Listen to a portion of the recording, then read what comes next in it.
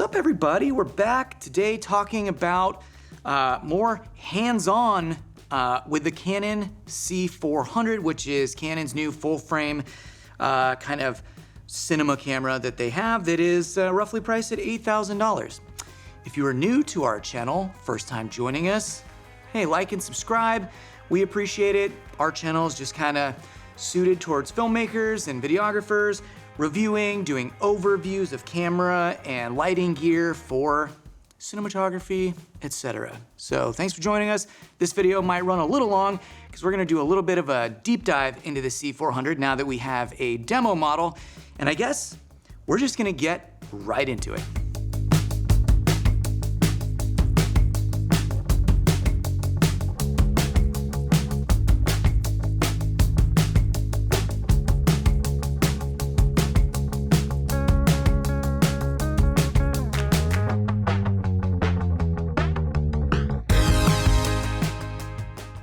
Canon C400, $8,000, full frame, 6K, internal RAW.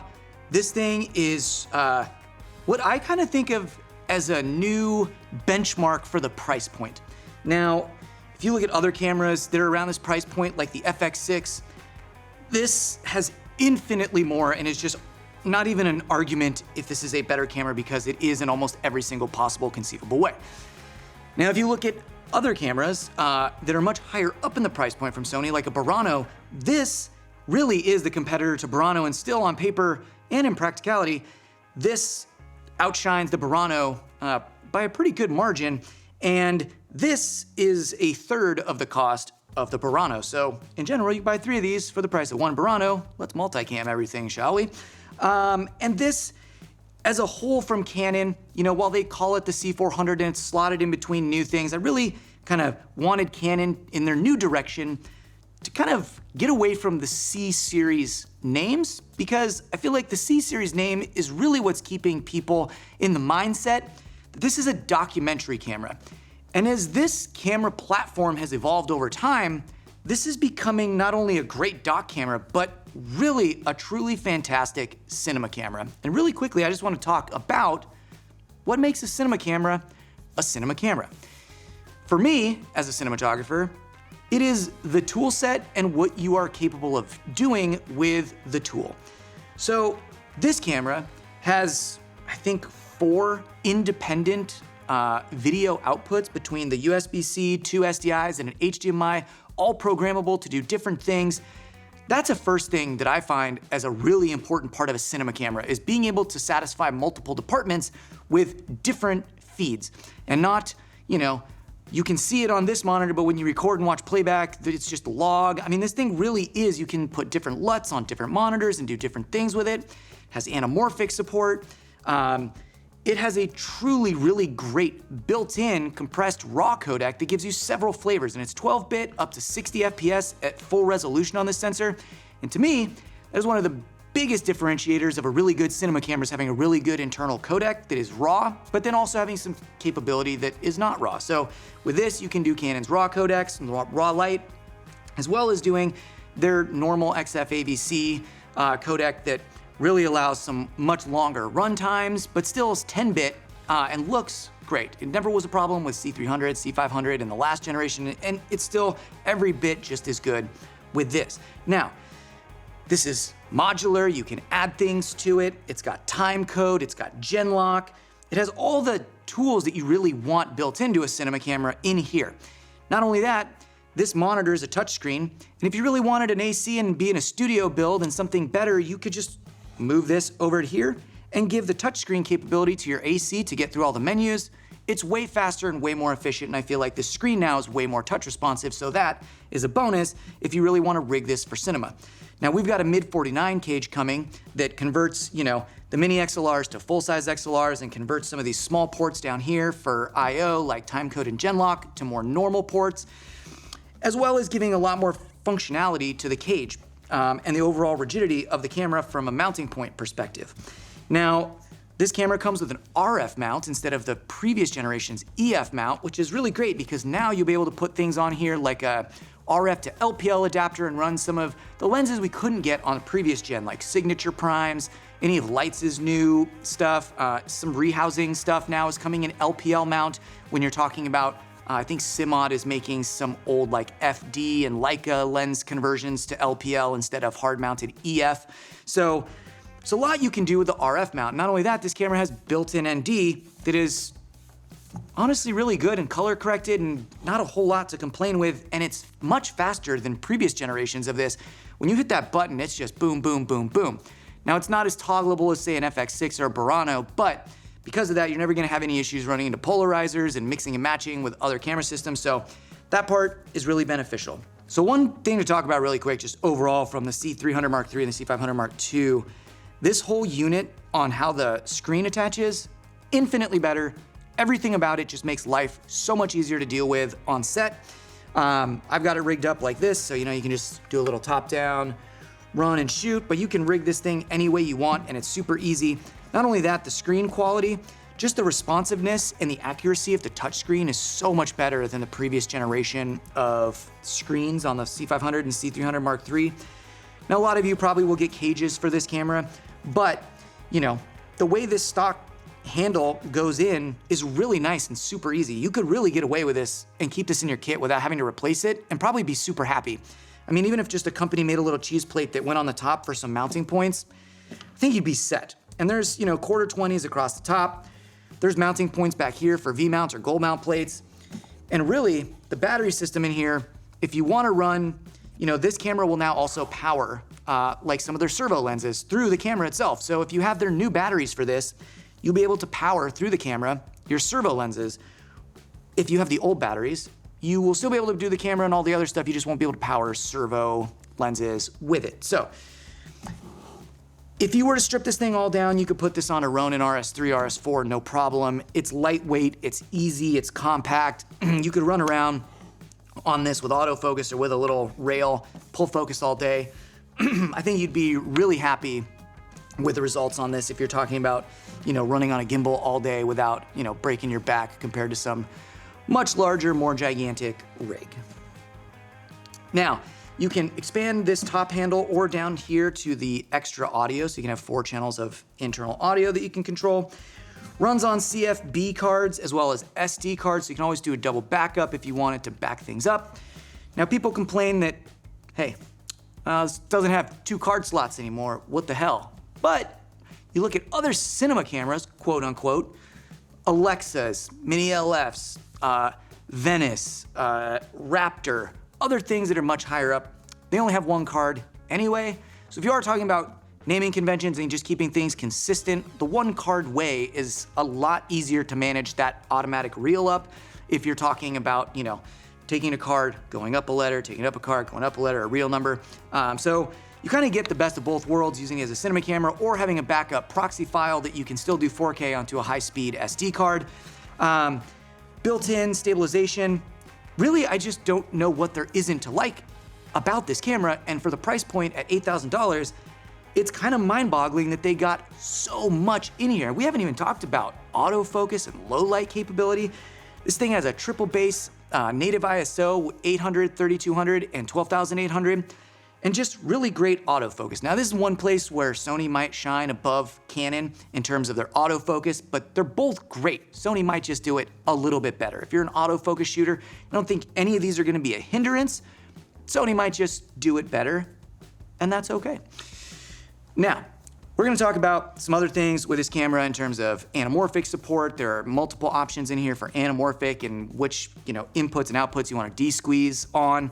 And this codec has really great options, and I feel like looks really great once you pair that with some anamorphic footage. We went out and shot with the master anamorphics on this camera just to see what it looked like, and honestly, I think it looks great. And we're talking about the sensor look on this camera. It has that typical modern digital look, and I feel like the only thing missing from this to really make this say look like a Mini LF is just something simple like the addition of like a 1/4 or a 1/2 Digicon in your map box, which is a very easy thing to do. And I feel like as soon as you do that, you really get that really nice shoulder roll off in your highlights that makes it just feel a little less abrasive when you're talking about, you know, what goes from in to out in terms of your highlight retention. Codec is super powerful, lots of color. and just really great highlight and shadow latitude across the board. So we've done a big overview now. After playing with this in person, we're buying a few here in the shop and we love them. And I think that has extra solidified after getting our hands on it. Just for instance, right now, this is a Cooke SP3 in RF mount. Imagine running around shooting a dock in a super tight place, being able to shoot on something like Cooke's and a camera this size that has built-in, capability for image stabilization and, anything you want to do with this camera. I feel like you can go into any situation and feel good about your footage, feel good about your capability, and know that the camera has a tool set really to help you succeed in pretty much any environment that you want. And I know this comes off like I'm a Canon fanboy for some reason, but owning so many cameras here at the shop, it's a really good, judging factor and having a big sample size of what every camera does and doesn't do well. This might be the first camera that not only does everything well, the other camera that I would say is the Raptor is a really great camera, but the Raptor X is $30,000. This is $8,000. So the fact that something this size and that price, it's just like monumentally new and exciting and fresh to be able to take so many of these on jobs and not break the bank. And I really just don't know what else you would want from a camera. Now, this is based on the R3 sensor from their photo camera, but it's been retuned, and I feel like the performance is there. And I feel like you could cut this with other Canon cameras in the lineup, R5C, C500, and you're still gonna retain a lot of that great color and information, which is nice about Canon's lineup as a whole. You could put 5 cameras together, and they're all gonna cut together fairly well, and I really appreciate Canon for doing that work. Now, is there a downside? The only downside I can really think of is the USB-C cables. Now, this is an upside in a lot of ways because you can just buy USB-C cables pretty much anywhere. So if you're out, this USB-C cable is user replaceable. Might not find the exact right cable that's gonna be able to lock and fit in here. That might be proprietary, but if you're in a pinch, you've got options, which before you didn't. Now, the way the USB-C goes into the side grip, that's my only real gripe still with this camera, is that if this were to fall off after you've undone it, this in here doesn't lock, and that could potentially cause a little bit of an issue, especially considering that that USB-C cable is fixed into the hand grip. That might be a repair. I will hope they find a fix for that sometime soon. But all in all, what we're gonna do now is we're going to jump into some tests. We're gonna show you some anamorphic footage really quick. We're gonna show you some overexposure and underexposure tests that we've done against the Burano. And then from there, we're just gonna go test out some low light at the same time testing out autofocus. So sit back and enjoy just a little bit of tests, and we'll link up at the end.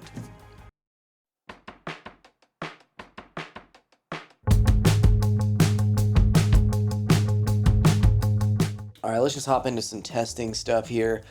We just want to test latitude against, Burano.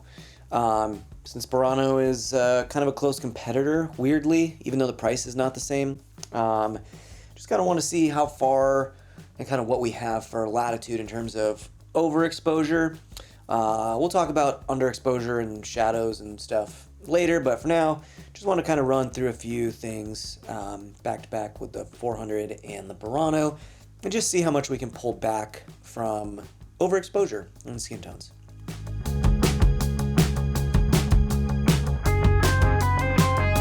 Now you might ask, like, hey, why would you ever do that? Well, let's just maybe assume that in a shot of 2 people, not everybody is the exact same skin tone. So let's say you have 2 people talking next to each other, and maybe one person is a darker skin tone and the other person has pale white skin. They're going to reflect light differently. And let's say you want to, expose for the darker person in the scene. That means your lighter person is going to be overexposed. So we want to be able to see if we can isolate and equalize. And that's kind of why we do some of these tests. Also, if you're shooting somebody and you see into the sky, what's kind of our realm of pullback capability for color and saturation and whatnot. So yeah.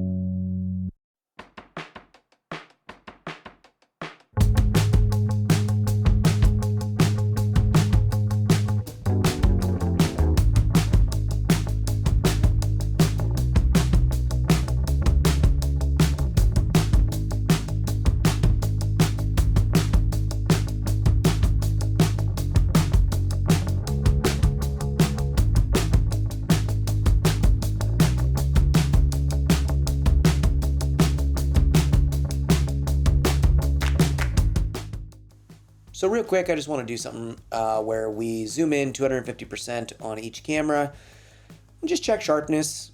You know, we shot this at 5.6, so the lens is very sharp at this point, and we just want to see, are both lenses sharp? And are both sensors sharp? We know that the Burano is, so we just want to kind of compare them and see, are they the same, are they different, and just so we know. That's really all we're looking for. Not so much anyone is better, we're just looking at the cameras to see what does what. Okay, next, we're just gonna show some low light footage here. Went back to my house, bugged my wife to shoot some things, and you know, we went to the third base ISO, which we know is pretty good, but hey, we're trying to see where it breaks. So we went up to 25,800 or 25,600 and shot in internal RAW. And what we're gonna see here is just those clips with a little bit of noise reduction and color correction applied. And also we wanted to test out autofocus, and more specifically, autofocus in a really bad lighting condition. So we went out in this 25,600 situation and had a Sigma 85-1.4 handheld. And as you can see, the results are pretty good. Not really that upset by it. So good to know that that works, and it also works in the dark. I will say, if your subjects start to become underexposed by 3-4 stops, autofocus struggles a little bit. So, you know, just be sure you are exposing properly and autofocus will work no problem. Okay, so there's our test.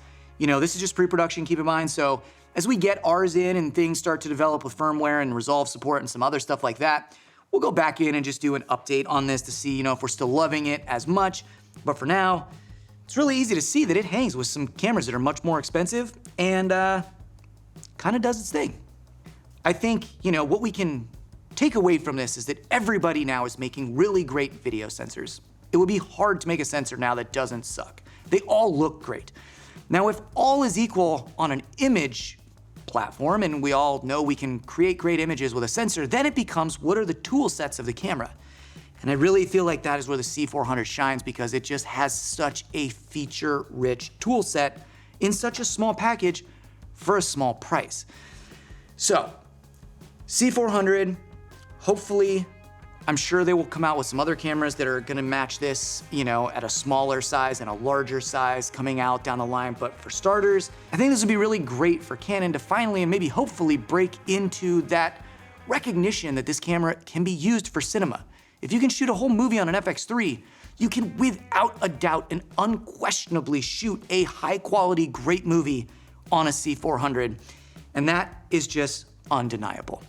So with that is our video on the C400. Hopefully by the time we get ours, there might be a little bit more capability within Resolve, and maybe the firmware is updated a little bit to even add some more functionality to this camera. But as it sits, this is already a really great camera, and it's really comforting to know that even at launch, there's so much more potential in firmware upgrades. If you look at where the C500 started to where it ended or is currently, they've added so much. To think about adding even more to this is kind of just wild. And for that, I commend Canon and what they're doing. But next time, Canon, just change the name a little bit. I think that would be a huge benefit to having people finally kind of use this camera in some more interesting environments, maybe take it more seriously as a tried, true, and tested A-cam for a real cinema production. So thanks for watching, and we'll catch you on the next one.